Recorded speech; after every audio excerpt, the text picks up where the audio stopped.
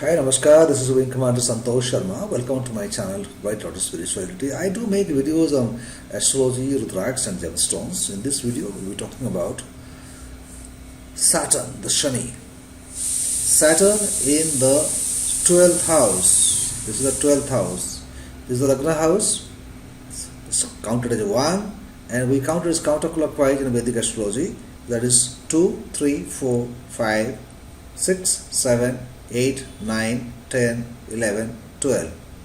Please ignore these 4, 3 other numbers for today's explanation. That is about different implications and meaning. We're not getting into those kind of things now. We'll be talking about the positioning of Saturn on this house, 12th house. How does it matter? What does it signify when we say that the Saturn is the 12th house? Generally speaking, if the Saturn is the 12th house, it indicates that as the age progresses, you will be acquiring more and more wealth. That means you will be, if you are a male, then you will be a rich old man, and if you are a female, you will be a rich old woman. That's what I would say. So generally, the youth is struggleful, and as the age progresses, the wealth also increases in life. That is how it is. So you can say that this person had a successful life, he had a struggleful life, but he had a successful life. That's what we can say. One thing can be assured, that at an old age you will not be poor. You will have financial security, you will have wealth, you will have property, you will have vehicles. So that's a good thing to talk about. Now, what are the other implications when the Saturn sits in this particular house? When Saturn sits in this house, what happens? It looks at the third house from the where it's sitting. When I say 1, 2, 3, 4, that are the house numbers I told you. Now, when I am talking about the Drishti, I am talking about. So, when the Saturn looks at the third house, means it is counted from where it is sitting. It's 1, we say, then 2, and this is 3. So, 1, 2, 3. When the Saturn looks at this house, it is actually, this is the first house, the second house. Let's not get confused with these numbers. Please understand that Lagna is 1, this is 2, 3, 4, 5. As I explained to you, counterclockwise you have to go, and this becomes 12th house. That is the static numbers. Now when we are talking about the Drishti is calculated like the where the Saturn is seeing. From where it is sitting, then only it look there. So the Saturn where it is sitting looks at the third house, then 7th house, and then 10th house. So 1, 2, 3. But the Saturn looks at this house. Forget about this Mars, Venus, and Mercury, which are written here. We are not going to discuss about the implications. That become a second layer of discussions. Because the influence of Saturn on Mars is different, Saturn and Venus is different, Saturn and Mercury is different. So maybe in your chart it is not like that. I am confining my discussion only to the point that Saturn is sitting in the 12th house, how to go to function. So when the Saturn looks at this house, second house as I told you, then you will have always expenses which is beyond your control. The moment the money comes, it is ready to go. So there are always chances that the income and the expenditures are always same, or sometimes the expenditure is more than the income. It can happen. So you get into the zone of loan, debt, and all kind of stuff. Okay, so the money comes, money goes. It's like that, So a lot of unexpected expenditures, I would say, which are not planned. That kind of expenditure will happen. So this is third, then 4, 5, 6, 7. This is house of disease. When the Saturn looks at this house, then you can have issues related to the brain functionalities. You can have some neurological issues. You can have lack of understanding about the future. So those kind of things, psychosomatic things can happen. Another thing is that 7, then this 8, 9, 10. Saturn sitting here and looking at the Bhagya house. This is the Bhagya 9th house. Bhagya house. So what will happen? Saturn, whenever looks at the Bhagya house or sits at the Bhagya house, it implies that your four-sidedness gets blocked. Four-sidedness gets blocked means you are not able to plan your things properly, future things properly. And why I say like this? You see, this is, if you look at the colors, violet, indigo. Then this is blue, green. That way the 7 colors come. Now, when I say that Saturn is looking at the Bhagya house, Bhagya is here. We say, my luck is here.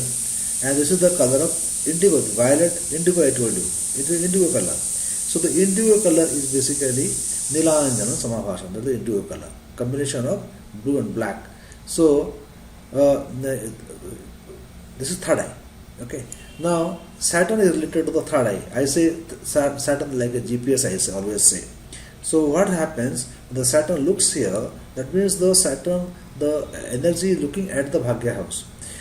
When we talk about the vision and third eye, we are talking about the vision outward. The light, when it is thrown out and falls on something, then only we can see, right? So the energy should be outward, not inward. So the Shani, if you're looking at the third eye, then your foresight and that gets blurred. You are not able to plan the future properly, and that's why I say that your luck gets blocked. So in spite of a lot of effort, etc., you don't achieve the things which you're supposed to achieve. So in such a situation, one has to understand whether to increase this power or decrease this power. If you increase this power of Saturn, then obviously you will have more wealth, but obviously you will have more expenses, and you will have more worries and confusion, and also your luck house will be blocked. So if you wear a blue sapphire in such a condition, then there are the implications which can happen. So if you want to reduce, as I said, if you wear the right hand, it will increase the power of Saturn, and if you wear the Nilam or the blue sapphire on the left hand, it will reduce the power of Saturn.